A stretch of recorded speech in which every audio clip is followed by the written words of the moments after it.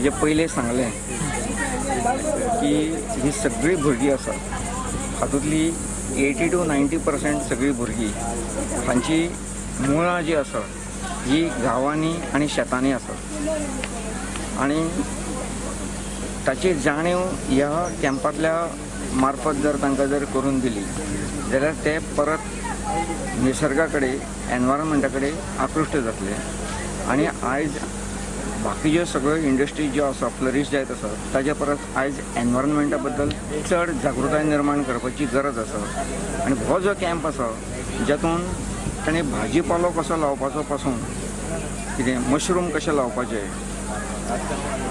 Beneficial insects खंयचे आसात harmful insects खंयचे आसात अशा सगळ्या गोष्टीचो जो टोटल एक होलिस्टीक कॅम्प जो ऑर्गनायज केल्लो आसा हो म्हाका दिसता इन लाँग रन भुरगीं सगळीं एक बरो मॅसेज घेवन वतले regarding agriculture nature soil and plant relationship आनी total environment as such. This is a unique summer camp.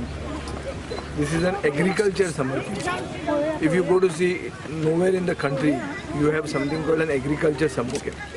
We are trying to give orientation to young minds about the greater vision of a green Goa, a vision which has been the dreams of even famous Goan poets like Baki Baburkar, who have talked about the greenery of Goa.